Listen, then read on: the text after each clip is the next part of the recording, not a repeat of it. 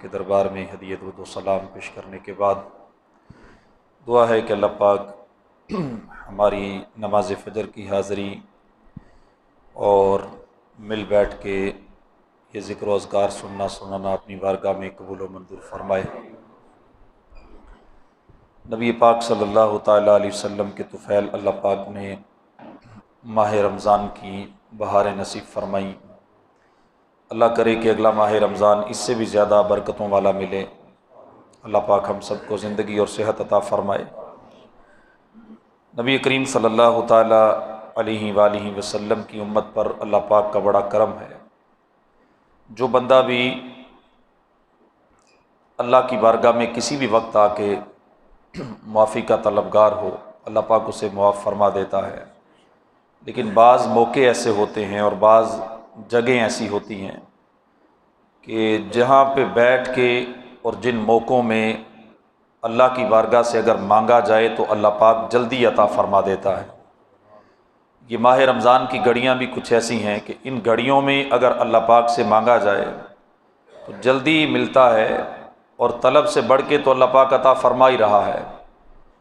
تو اللہ نے اپنے پیارے محبوب صلی اللہ تعالیٰ علیہ وسلم کی امت کے لیے ایک بہترین وقت جو مانگنے کا رکھا ہے وہ یہ ہے کہ ماہ رمضان میں پھر مخصوص اوقات میں سے جو وقت دیا گیا وہ یہ ہے کہ سورج غروب ہونے سے لے کے سحری تک اللہ کے فرشتے یہ آوازیں دیتے ہیں کہ ہے کوئی مانگنے والا، ہے کوئی سوال کرنے والا کہ اسے دیا جائے، ہے کوئی صحت مانگنے والا کہ اسے صحت دی جائے۔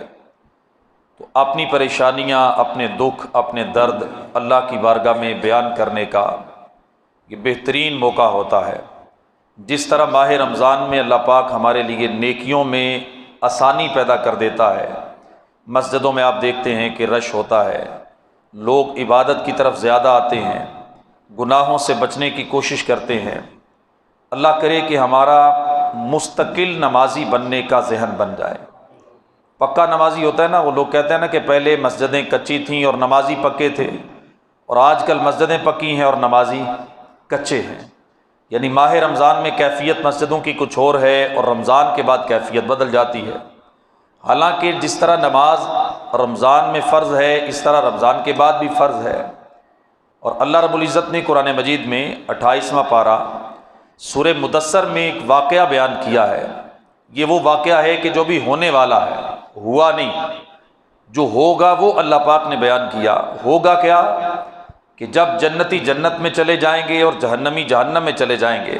یہ سورہ مدثر کے اندر اللہ پاک نے بیان فرمایا کہ جنتی جنت سے سر نکالیں گے اور جہنمیوں کا جب مشاہدہ کریں گے، دیکھیں گے، تو یہ جہنمیوں سے کلام کریں گے، ان کی آپس میں گفتگو ہوگی، اور ان کی جو آپس کی گفتگو ہے اس کو اللہ پاک نے قرآن مجید میں ذکر فرمایا ہے۔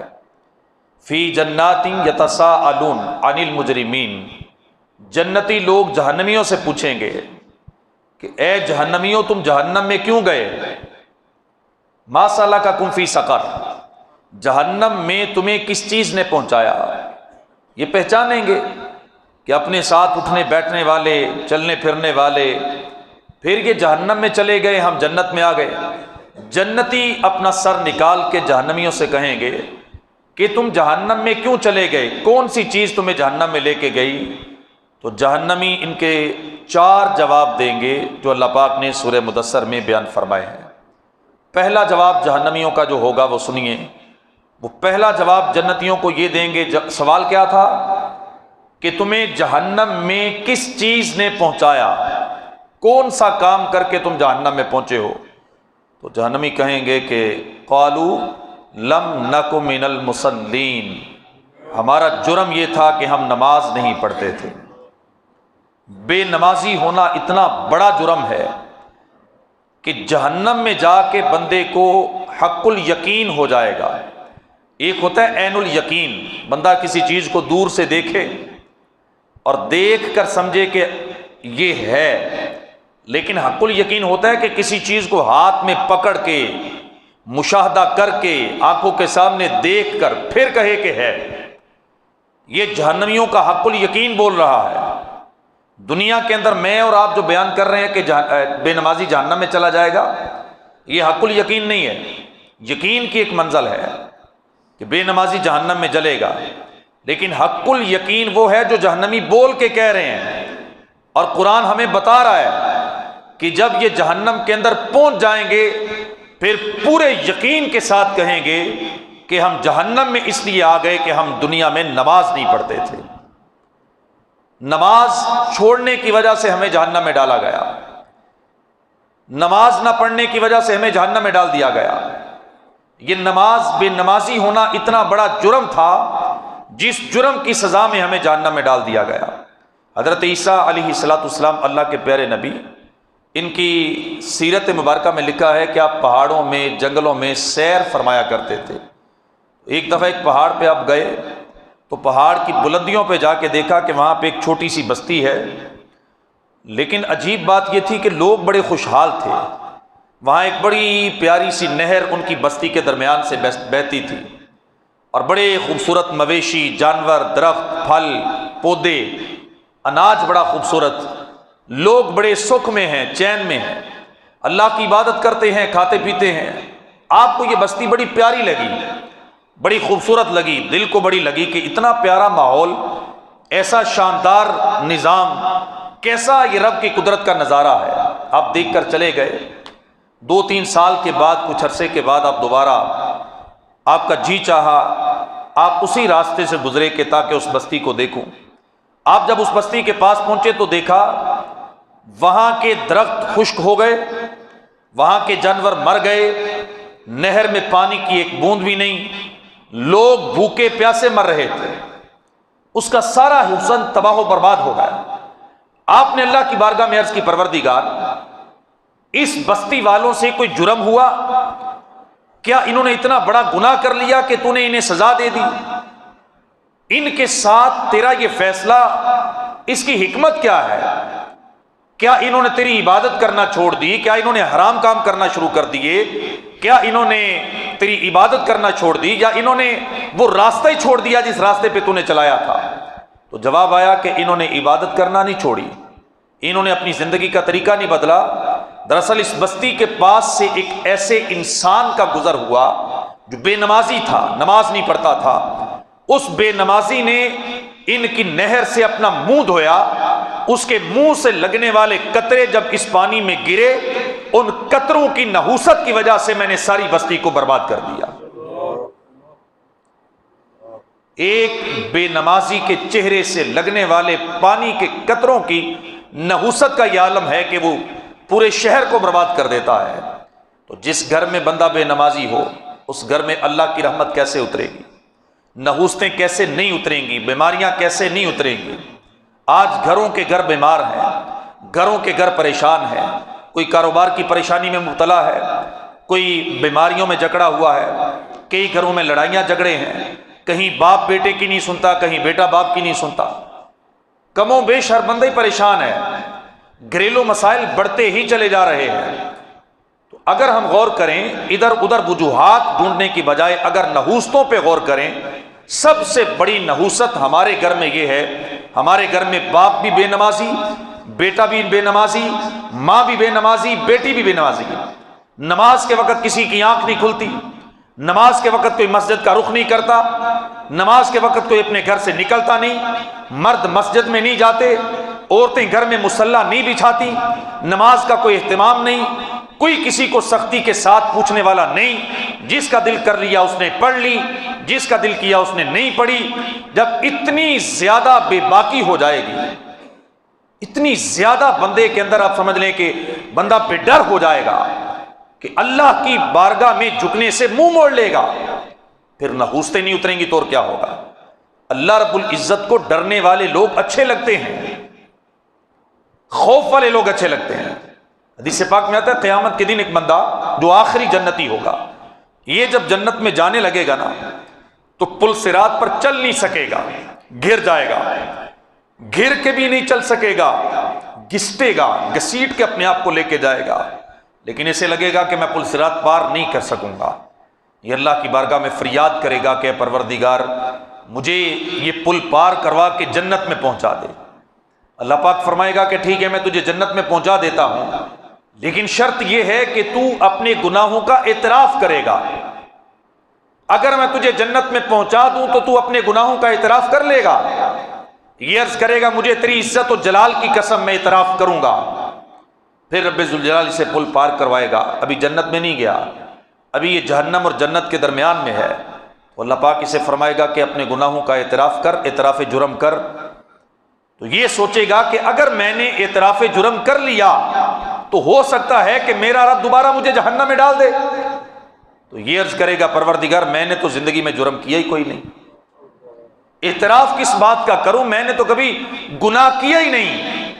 اللہ پاک فرمائے گا کہ میرے پاس تیرے خلاف گواہ موجود ہیں کہ تو جرم کر کے آیا ہے۔ تو حدیث پاک میں آتا ہے کہ یہ بندہ پہلے دائیں دیکھے گا پھر بائیں دیکھے گا، اسے بندہ کوئی نظر نہیں آئے گا۔ تو یہ اللہ کی بارگاہ میں عرض کرے گا مولا تیرے پاس گواہ ہیں تو لا، یعنی یہ سمجھے گا کہ میرے خلاف گواہی دینے کے لیے بندہ تو کوئی موجود ہی نہیں۔ یہ عرض کرے گا اگر تیرے پاس گواہ ہیں تو لا، تو پروردگار اس کی جلد کو حکم دے گا، اس کے اعضاء کو حکم دے گا، اچانک اس کے ہاتھ بول کے کہیں گے ہاں ہاں مولا اس نے میرے ساتھ یہ گناہ کیے، اس کے پاؤں بولیں گے، اس کی زبان بولے گی، اس کی آنکھیں بولیں گی، اس کے جسم کا ایک ایک حصہ بول کے کہے گا کہ ہاں اے پروردگار ہم اس کے خلاف گواہی دیتے ہیں، اس نے دنیا میں تیری یہ نافرمانیاں کی۔ یہ بندہ حیران ہوگا، پریشان ہو جائے گا کہ میرے اعضاء میرے خلاف گواہی دے رہے ہیں، میں جن اعضاء کی حفاظت کرتا تھا آج وہ میرے خلاف گواہ بنے بیٹھے ہیں۔ یہ ہم سب کے ساتھ ہے، یہ کسی خاص بندے کے لیے نہیں، ہمارے اعضاء ہمارے خلاف گواہ بن رہے ہیں۔ یہ قیامت کے دن بولیں گے، بتائیں گے رب کی بارگاہ میں کہ اس نے یہ جرم کر کے دنیا میں آیا ہے۔ تو اللہ رب العزت کی بارگاہ میں جو بندہ اعتراف جرم کرے وہ اللہ کو زیادہ اچھا لگتا ہے، معافی مانگے اچھا لگتا ہے۔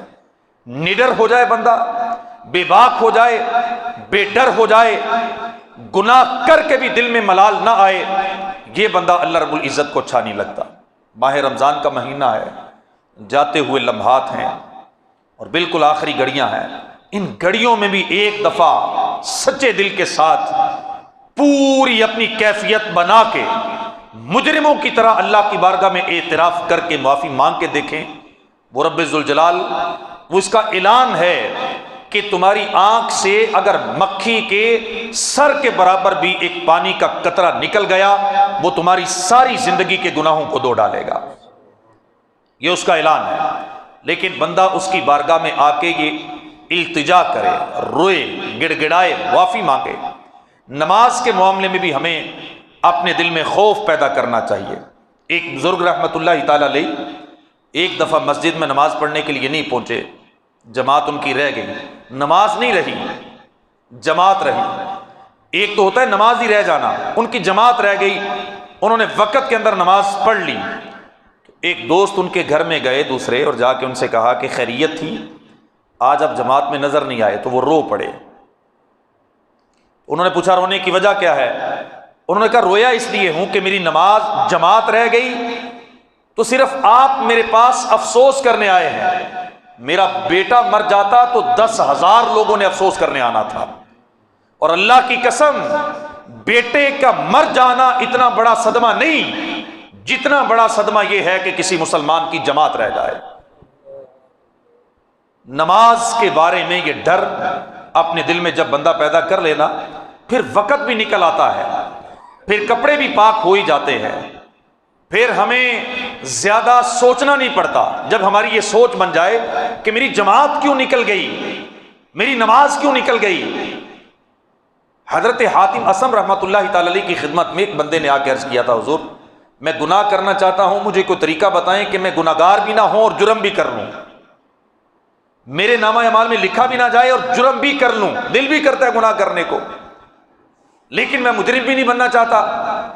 تو آپ نے فرمایا ٹھیک ہے میں تجھے اجازت دیتا ہوں، جب تیرا گناہ کرنے کا ارادہ ہو جس کی نافرمانی کرنی ہے اس کی زمین سے نکل جا، جس کی نافرمانی کرنی ہے اس کے چھت کے نیچے سے نکل جا، جس کی نافرمانی کر کے جس کو ناراض کرنا ہے اس کا کھانا پینا چھوڑ دے۔ اس نے کہا یہ کیسے ہو سکتا ہے، میں اللہ کا رزق کیسے چھوڑ دوں، اس کی زمین کیسے چھوڑ دوں، اس کا آسمان کیسے چھوڑ دوں۔ آپ نے فرمایا کہ اگر تو اللہ کی نعمتیں نہیں چھوڑ سکتا تو پھر اللہ کی نافرمانیاں کرنا چھوڑ دے۔ جس کی نعمتیں کھاتا ہے اس کی بارگاہ میں جھکنے کے لیے تیرے پاس وقت کیوں نہیں نکلتا؟ تو کیوں اپنی سوچ نہیں بناتا کہ جس رب نے مجھے یہ صحت دی، جوانی دی، زندگی دی، رزق دے رہا ہے، اب اس کے بارگاہ میں جھکنے کے لیے میرے پاس وقت کیوں نہیں؟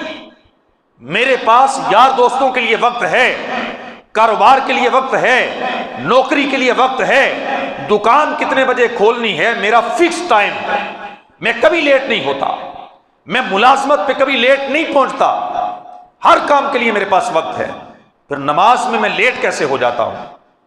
نماز میں لیٹ کیوں میں پہنچتا ہوں؟ نماز میں بر وقت کیوں نہیں پہنچتا؟ یہ سوچنے کی بات ہے کہ جس رب ذوالجلال نے ہمیں صحت تندرستی دی ہے، اب اس کی بارگاہ میں ہم جھکنے کیوں نہیں آتے؟ ماہ رمضان میں نہیں، ماہ رمضان کے بعد بھی پکے نمازی بنیے، زندگی میں کوئی نماز نکلے نہ۔ حضرت عطا سلمی رحمۃ اللہ تعالی علیہ اللہ کے ولی ہوئے ہیں، یہ کپڑے سیتے تھے، کپڑے بنتے تھے۔ ایک دفعہ انہوں نے اپنی زندگی کا شاہکار جوڑا بنایا، محنت کی، اس پہ بناؤ سنگار کیے، کڑھائیاں کی، اور بڑی امید لے کے گئے کہ آج دکاندار سے بڑے پیسے ملیں گے۔ جب لے کر گئے تو دکاندار پھر دکاندار ہوتا ہے، اس کے اپنے نقطۂ نظر ہوتا ہے۔ اس نے کپڑا ہاتھ میں لیا اور کہا اس میں تو یہ عیب ہے، تو یہ عیب ہے، تو وہ عیب ہے، تمہارے کپڑے میں تو اتنے عیب ہیں۔ حضرت عطا سلمی رونے لگے، روتے روتے ان کی ہچکی بند گئی۔ دکاندار نے کہا حضور آپ روئیں نا، جتنے پیسے آپ کہتے ہیں میں آپ کو دے دیتا ہوں۔ اس نے سمجھا کہ کپڑے کے عیب بیان کرنے کی وجہ سے آپ رو پڑے ہیں، کہا جتنے پیسے آپ کہتے ہیں میں کپڑا بھی لے روئیں نا آپ نے فرمایا میں کپڑے کے لیے نہیں رو رہا۔ عرض کی کیوں رو رہے ہیں؟ فرمایا میں اس لیے رو رہا ہوں، آج میں ایک کپڑا بڑا خوبصورت کر کے، محنت کر کے اور پورا زور لگا کے اسے تیار کر کے لایا، اور اس کے عیبوں سے میں بے خبر رہا۔ کاریگر کے ہاتھ میں آیا تو مجھے پتا چلا کہ اس میں تو ہزاروں عیب ہیں، اس کپڑے کو تو میں نے بڑی محنت سے تیار کیا ہے۔ رو اس لیے رہا ہوں کہ میں نے اپنا نامہ اعمال محنت سے تیار نہیں کیا۔ جب وہ رب ذوالجلال کی بارگاہ میں جائے گا تو اس میں عیب نکل آئیں گے تو میرا کیا بنے گا؟ وہاں میں کس کو جواب دوں گا؟ وہاں میں کیسے جواب دوں گا اللہ کی بارگاہ میں اگر میرا نامہ اعمال میں اللہ پاک نے کہہ دیا جا تیری نمازیں قبول نہیں ہیں، ان میں یہ عیب تھا، تیرے روزے قبول نہیں، ان میں یہ عیب تھا، میں کس کو جا کے کہوں گا کہ میرے عیب درست کرے؟ یہ سوچ اپنے اندر پیدا کریں، عمل اللہ کی رضا کے لیے کریں اور اللہ کی بارگاہ میں دعا کریں کہ یا اللہ ہمارے عمل کو جیسا بھی ہے اپنی بارگاہ میں قبول فرما۔ نماز کے لیے ہی میں نے گفتگو کی ہے، ایک ہی جواب جہنمیوں کا میں نے عرض کیا قرآن مجید کی آیت سے، اسی پر عرض کیا ہے کہ ماہ رمضان میں ماشاءاللہ جس طرح آپ نماز پڑھتے ہیں، رمضان کے بعد بھی اپنے آپ کو پکا نمازی بنائیں، نماز کی محبت اپنے دل میں پیدا کریں۔ بزرگ فرماتے ہیں بے نمازی کو قرضہ نہ دو، لیکن ہم کیا کریں، واسطہ ہی بے نمازیوں سے پڑتا ہے، ہم خود نماز کے اتنے شوقین نہیں ہیں، ماحول ایسا ہے، اب کاروبار کرنا ہے، قرضہ لینا دینا تو چلتا رہے گا۔ بزرگ فرماتے ہیں بے نمازی کو قرضہ نہ دو۔ پوچھا گیا کیوں؟ تو فرماتے ہیں اس نے اللہ کے ساتھ وعدہ کر کے پورا نہیں کیا، یہ تیرے ساتھ کیسے پورا کرے گا؟ یہ اللہ کے ساتھ وعدہ کر کے آیا تھا کہ پروردگار تو میرا رب ہے، میں تیری عبادت کروں گا۔ جس بندے نے اللہ کے ساتھ وعدہ پورا نہیں کیا وہ دنیا کے ساتھ کیا وعدے پورے کرے گا؟ اس کو آپ ایماندار کہیں گے، اس کو آپ سچا کہیں گے جو بے نمازی ہے؟ بے نمازی بندے کو، یہ تو دور اب بدلتے گئے، بے نمازی بندے کو فقہائے کرام مسلمانوں کے قبرستان میں دفن ہی نہیں کرنے دیتے تھے کہ یہ اس قابل ہی نہیں کہ اسے مسلمانوں کے قبرستان میں دفن کیا جائے جو بندہ نماز نہیں پڑھتا۔ نماز اللہ رب العزت کی محبت بڑھاتی ہے، نماز نبی کریم صلی اللہ تعالی وسلم نے فرمایا کہ بندے کو گناہوں سے بچاتی ہے۔ ایک صحابی رضی اللہ تعالیٰ عنہ کا ذکر حضور کی بارگاہ میں کیا گیا، حضور یہ گناہ کرتے ہیں، کوئی جرم ان کا بیان کیا گیا، اللہ کے نبی نے فرمایا انہیں مسجد میں آنے جانے دو، یہ نماز ان کا گناہ چھڑوا دے گی۔ اور صحابہ کہتے ہیں ہم نے دیکھا چند ہی دنوں کے بعد اس بندے نے وہ گناہ چھوڑ دیا۔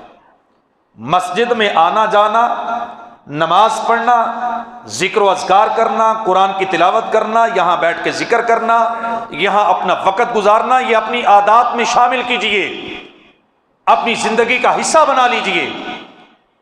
کہ اپنا وقت مسجد میں گزاریے۔ قیامت کے دن نبی پاک صلی اللہ تعالی وسلم نے فرمایا کہ آواز آئے گی، این جار اللہ، اللہ کے ہمسائے کہاں ہیں؟ آواز آئے گی قیامت کے دن، نکل جاؤ، اللہ کے ہمسائے باہر نکل آئیں، اللہ انہیں بغیر حساب و کتاب کے جنت میں داخل فرمائے گا۔ لوگ نہیں نکلیں گے، پھر آواز آئے گی اللہ کے ہمسائے نکل آؤ، نہیں نکلیں گے۔ عرض کریں گے پروردگار تیرا ہمسایہ کوئی کیسے بن سکتا ہے؟ نہ تیرا مکان، نہ تیرا جسم، نہ تیرا محلہ، نہ تیری گلی، تیرا ہمسایہ کوئی کیسے بن سکتا ہے؟ فرمایا جائے گا جو دنیا میں مسجدوں کو آباد کرنے والے تھے وہ اللہ کے ہمسائے ہیں، وہ نکل آئیں، اللہ پاک انہیں بغیر حساب و کتاب کے جنت میں داخل فرمائے گا۔ اپنے آپ کو اللہ کا ہمسایہ بنائیں۔ یہ مسجدیں ہیں کہ جہاں بیٹھ کے بندہ یہ شرف پا سکتا ہے۔ مسجدوں میں آنا جانا رکھے۔ آج دنیا کے اندر اگر میں اور آپ گفتگو کریں نا یا سوشل میڈیا دیکھیں، ہر بندے کو دوسرے بندے کے ایمان پہ شک ہے۔ وہ کہتا ہے یہ پکا مومن نہیں، میں پکا مومن ہوں، اس کے اندر یہ خامی ہے، اس کے اندر یہ خامی ہے۔ میرے نبی صلی اللہ تعالی وسلم نے فرمایا جس بندے کو تم مسجد میں آتا جاتا دیکھو اس کے ایمان کی گواہی دو کہ یہ پکا مومن ہے۔ مسجد میں آنا جانا رکھیں، یہ ایمان کی نشانیوں میں سے بیان کیا گیا ہے کہ بندہ مسجد میں آئے، نماز پڑھے۔ ماہ رمضان گزر جائے گا، اس کے بعد بھی اپنے آپ کو پکا نمازی بنانے کی کوشش کریں۔ پکے نمازی بن گئے، آپ دیکھیں گے زندگی کی بہت ساری پریشانیاں اللہ پاک نماز کی برکت سے ختم کر دے گا۔ دنیا بھی بہتر ہو جائے گی، آخرت بھی بہتر ہو جائے گی۔ اللہ پاک مجھے اور آپ کو عمل کی توفیق عطا فرمائے، آمین بجاہ النبی۔